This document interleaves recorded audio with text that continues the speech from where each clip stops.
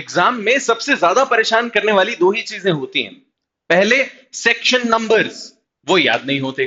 दूसरे, landmark judgments, वो भी याद नहीं होते। इन दोनों में कैसे हम लैंडमार्क जजमेंट्स को टैकल करें, वो आज के वीडियो में डिस्कस करने वाले हैं। ठीक है।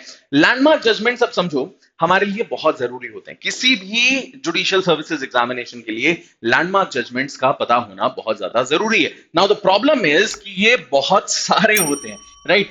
अगर हम ऑन एन एवरेज देखें तो अगर एक सब्जेक्ट है जिसमें 50 लैंडमार्क जजमेंट्स भी हैं, तो आप कुल मिलाकर अगर 10 सब्जेक्ट्स पढ़ रहे हैं तो you are reading somewhere around 500 landmark judgments, and that is the minimum. अगर हम यहां कॉन्स्टिट्यूशन पे चले जाएं तो और ज्यादा आ जाएंगे, आईपीसी पे चले जाएं और ज्यादा आ जाएंगे, सीआरपीसी पे चले जाएं तो और ज्यादा आ जाएंगे, और इस तरीके से कुछ ऐसे भी हैं जहां कम भी होंगे। जो माइनर एक्ट्स हैं, एसआरए है, वहां तो इसके आसपास भी नहीं, लिमिटेशन है, आसपास भी नहीं, राइट। सो कई जगहों पर आपको जजमेंट बहुत सारे मिलते हैं, कहीं पर बहुत कम मिलते हैं, लेकिन लैंडमार्क जजमेंट से डायरेक्ट क्वेश्चंस आते हैं दोस्त। डायरेक्ट क्वेश्चंस देखने को मिलते हैं प्रीलिम्स एग्जामिनेशन में, मेंस में, इवन इंटरव्यूज में पूछ लिया जाता है फलाने केस में क्या हुआ था, and people at that time are very confuse. Why? Let me tell you an example. अभी रिसेंटली एक बच्चा है जो इंटरव्यू में बैठा, राइट। उस इंटरव्यू में उससे सवाल ये पूछा गया कि फलाने केस में क्या फैक्ट्स थे। उस बच्चे को रेशियो तो बहुत अच्छे से याद था। उसने कहा सर इसमें ये रेशियो था। बोले फैक्ट्स क्या थे? तो उसने कहा सर फैक्ट्स तो मुझे ध्यान नहीं आ रहे। And at that point the जज पॉइंटेड आउट, यही प्रॉब्लम है आजकल बच्चों की। I am telling you, that is what the student told me. जज पॉइंटेड आउट, यही प्रॉब्लम है आजकल बच्चों की। जजमेंट पढ़ना नहीं है, कमेंट्री में से उठा के समरी देख लेते हैं, and that is an a genuine issue. अगर एक जज ने ये पॉइंट आउट किया है तो this might happen in the future as well. कई बार आपको ये भी देखने को मिलता है कि एक हाइपोथेटिकल सिचुएशन, एक प्रॉब्लमैटिक क्वेश्चन बना करके आपके सामने मेंस एग्जामिनेशन में प्रेजेंट किया जाता है, एंड आप अगर उसका आंसर ढूंढने की कोशिश करेंगे तो आपको कई बार समझ में आएगा अरे ये फैक्ट्स तो किसी लैंडमार्क जजमेंट से मिलते जुलते हैं। जैसे ही आपने वो पकड़ लिया, आपके लिए वो पूरी कहानी आसान हो जाती है, आपके लिए वो आंसर लिख पाना एक बच्चे का खेल हो जाता है, राइट।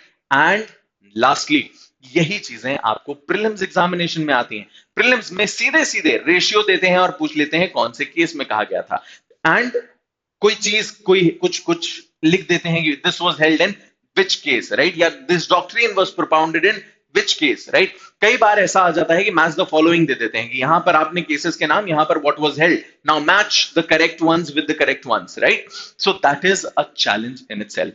नॉट जस्ट दैट, अगर आप एक सिंपल से आंसर को भी देख रहे हो, अगर आपसे एक सवाल पूछा गया है, लेट्स से आर्टिकल 21 के ऊपर सवाल पूछ लिया है, इंटरेस्टिंग, राइट। आर्टिकल 21 पे सवाल पूछ लिया गया है, you have a lot to write, but article 21 का कोई भी आंसर इनकम्प्लीट सा ही रहेगा अगर आप उसमें केसेस मेंशन नहीं करोगे। बिकॉज आर्टिकल 21 है ही कितना बड़ा, उसमें क्या क्या लिख दोगे? केसेस तो लिखने ही पड़ेंगे, बिकॉज केसेस के थ्रू ही उसका स्कोप जो है वो एक्सपैंड किया गया है, बढ़ाया गया है, and that is something which makes reading landmark judgments of extreme importance. Now, first and foremost, focus on the important components, the facts, the judgment and the legal precedent. देखो, जजमेंट जब आप देखते हो, मैं जजमेंट पढ़ने की बात कर रहा हूं, समरी पढ़ने की बात नहीं कर रहा। समरी पे भी आएंगे, पर पहले जजमेंट देखने हैं, पूरे पूरे जजमेंट। अब आप देखोगे यार सर ये तो 300-400 पन्ने का जजमेंट है, इसको कैसे पढ़ें?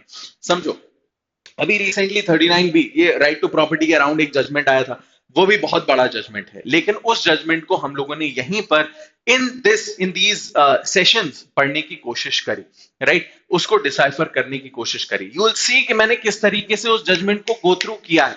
अगर आप उससे हिंट ले पाते हैं, आपके लिए बहुत अच्छी चीज है। आप उसका बैकग्राउंड समझ पाएंगे, आप उसमें क्या हेल्ड हुआ समझ पाएंगे, लीगल प्रेसिडेंट समझ पाएंगे, एंड नॉट जस्ट दैट, इस तरीके के बहुत सारे वीडियोस हमने किए हैं जहां पर हमने लैंडमार्क जजमेंट कोई सा जो रेलेवेंट था, उस समय नया आया था, रीसेंट वाला, खोल करके आपको दिखाया है और उसको पढ़ के दिखाया है। If you are able to catch that, good. If not, ध्यान रखिए आपको मेनली 3 चीजें देखनी है। जो 300 पन्ने का जजमेंट है ना, वो 300 पन्ने आपके पूरा काम का नहीं है। मुश्किल से पहले 4 से 5 पैराग्राफ्स हैं जिसमें पूरे के पूरे फैक्ट्स लिखे गए होंगे।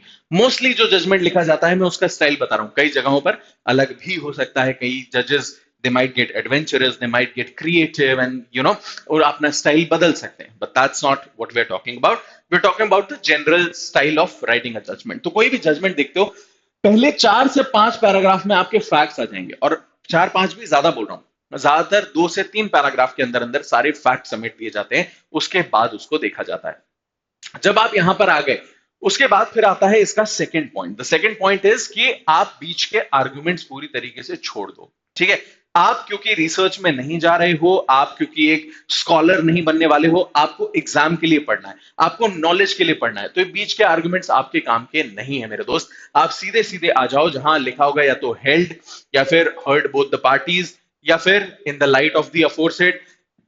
यहां सारे आर्गुमेंट्स कवर हो चुके हैं, क्योंकि ये ऑर्डर्स जो होते हैं, जजमेंट जो होते हैं, स्पीकिंग जजमेंट्स होते हैं। फलानी पार्टी ने ये कहा, इस पर हमारा ये टेक है, टिमकानी पार्टी ने ये कहा, इस पर हमारा ये टेक है, प्रेसिडेंट्स में ये कहा था, इस पर हमारा ये टेक है। ये सारी चीजें होती जाती हैं, हमारे काम की नहीं है। हमारे काम का है वो पार्ट लास्ट का, जो मेन हमारा जजमेंट होता है, जहां लिखा होता है हर्ड बोथ द पार्टीज। अब this is what we come to, this is the conclusion that we arrive eight.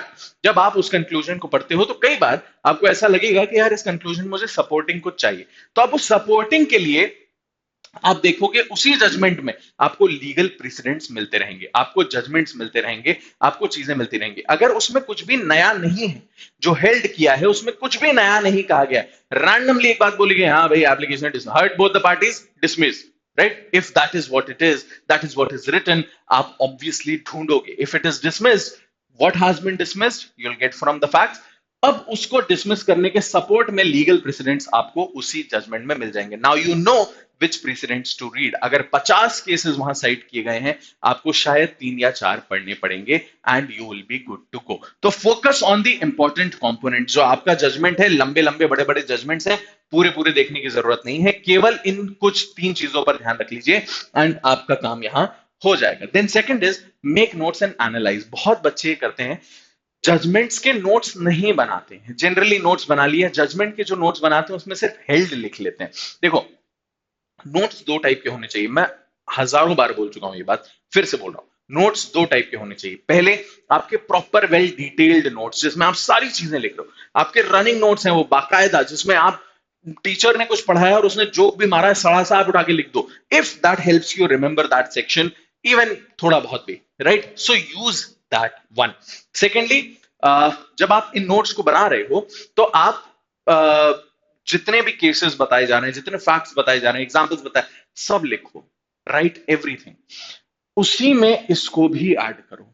Landmark judgement है, पढ़ो, मेंशन हुआ ना, पढ़ लो, क्या जा रहा है आपका, उसके फैक्ट्स लिख लो। क्या होगा फैक्ट्स लिखने से, समझो। जब आप फैक्ट्स लिखोगे और फिर उसका जजमेंट लिखोगे और उससे संबंधित अगर कोई लीगल प्रेसिडेंट है उसको लिखोगे, ये आपकी राह आसान कर देगा। आगे जाकर के जो भी हाइपोथेटिकल क्वेश्चंस आने वाले हैं वो यहीं से आने वाले हैं। इन्हीं चीजों को आपको देखना है। And mind you, landmark judgment सिर्फ पुराने नहीं होते, अभी हम उस पर भी आएंगे, समझना। अपने नोट्स बनाते चलो, उन नोट्स में एनालाइज करते चलो कि जजमेंट क्यों आया, what was the trigger point, what was the point जहां पर कंफ्यूजन था, what was the answer and what was the reasoning. आप इन चीजों को अगर अपने नोट्स में इनकॉर्पोरेट करना शुरू करोगे, बहुत टाइम नहीं, हफ्ते में एक संडे निकाल लो, और वो संडे भी पूरा नहीं, मुश्किल से 2 से 3 घंटे आपको लगेंगे ये पूरी एक्सरसाइज करने में, including note making and analysing.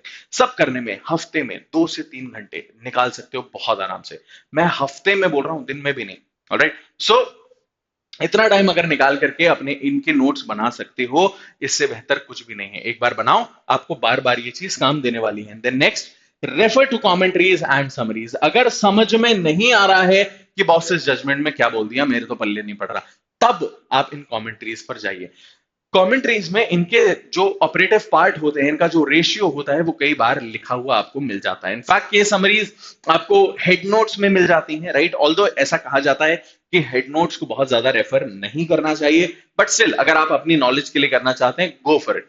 Head notes हो गए जितने भी केसेस के ऊपर जो एक शॉर्ट नोट बना रहता है ना, जिसमें लिखा रहता है कि इस केस में क्या क्या था, वो चीज आपको काफी क्लैरिटी देती है। तो हेड नोट्स हो गए, केस समरीज हो गई। देयर आर सेवरल वेबसाइट्स जो केस समरीज भी प्रोवाइड करती हैं। Go for case summaries, commentaries हो गई। एंड अभी मैंने रिसेंटली एक बच्चे को ये करते हुए देखा, and I was super impressed. उस बच्चे ने उठाया एक केस, मतलब the case was very long, it was NCLT related एक मैटर था। एंड मैंने उसको पढ़ने के लिए कहा था और मैंने कहा था इसकी ब्रीफ समरी बना करके मुझको दो, यू हैव 2 days। वो बंदा मेरे पास आधे घंटे में आ गया। उसने उठा करके सारी की सारी चीज एक एआई उसका कोई सा तो भी था उस पे डाला एंड उसने पूरा समराइज कर दिया। एंड जब उसने समराइज किया ना, it did miss out some points, yes it did miss out some points, but मुझे उन बीच वाले पॉइंट से उतना लेना देना नहीं था, बिकॉज मुझे चाहिए था core judgment, facts and legal precedents. वो तीनों चीजें मुझे वहां मिल गई। That is a very wonderful tool जिसको अब आप यूज कर सकते हो। तो अगर आप कोई वेबसाइट सब्सक्राइब नहीं कर रहे हो या फिर किसी वेबसाइट को नहीं जानते हो, use AI tools, use various tools that are available for free online. या फिर आपके पास कमेंट्रीज होंगी, VN Shukla, MP Jain, Avtar Singh, Takwani and what not, उन सब में रेशियोज लिखे होते हैं।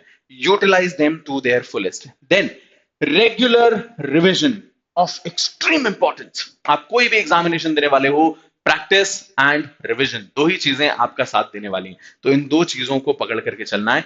जजमेंट मैंने लिख लिया, एनालाइज कर लिया, एक बार फिर से देख लूंगा अगले हफ्ते। जब मैं नया जजमेंट लिखूंगा तो पुराना एक बार देखते हुए चलूंगा, जब अगले हफ्ते नया लिखूंगा तो पुराने दोनों एक बार देख लूंगा। It won't take a lot of time, क्योंकि एक बार देख चुके हो तो बार बार उतना टाइम नहीं लगेगा, राइट। सो ये रेगुलर रिविजन जो है ये आपको आपके दिमाग में लेयरिंग करता जाएगा इन जजमेंट्स की, आगे जाके भूलोगे नहीं, ये आपको बहुत फायदा देने वाला है। And lastly, keep updated. जो मैंने कहा ना, लैंडमार्क जजमेंट सिर्फ पुराने नहीं होते, अभी रिसेंटली भी कोई जजमेंट अगर आ रहा है और उसकी ऐसी वैल्यू है जो लैंडमार्क है, तो वो भी आपको याद रखना जरूरी है। अभी रिसेंटली एक जजमेंट था जो बहुत क्रिटिसाइज हुआ, स्किन टू स्किन कॉन्टैक्ट का। अभी एक जजमेंट आया है जीएसटी के around, GST on royalty, right, mining करने पर जो रॉयल्टी लगती है, उस पर जो जीएसटी लगता है, उसके विषय में सुप्रीम कोर्ट का एक फैसला आया है। That's a landmark judgment. अभी जो प्रॉपर्टी के ऊपर जजमेंट आया है, दैट्स अ लैंडमार्क जजमेंट। इस तरीके के जजमेंट सुप्रीम कोर्ट कई बार निकालती रहती है, इनसे भी अपडेटेड रहना आपके लिए जरूरी है। हमारे चैनल पर बहुत बार हम करंट लीगल नॉलेज के सेशंस करते हैं, आप उसको देखेंगे, आपको समझ में आएगी कि कौन कौन से जजमेंट्स आपके लिए रेलेवेंट है। अगर यहां आपको नहीं मिल पा रहा है for any good reason, go to live law, bar and bench, supreme court cases, इन सारी जगहों पर आपको वीकली अपडेट्स मिलते रहते हैं। एंड इन सारी चीजों को करना आपके लिए बहुत जरूरी भी हो जाता है। That's all for today, thank you so much. अगर ये वीडियो थोड़ा भी हेल्पफुल लगा हो, share it with all your friends जो लॉ कॉलेज में भी है, नॉट जस्ट एग्जामिनेशन वाले, जो कॉलेज में भी पढ़ रहे हैं, उनके लिए भी बहुत काम की टिप्स हैं। उनके साथ शेयर कीजिए, लाइक कीजिए, कमेंट्स में बताइए और क्या जानना चाहते हैं आप हमसे। And do not forget to subscribe. Thank you so much. Have a great day.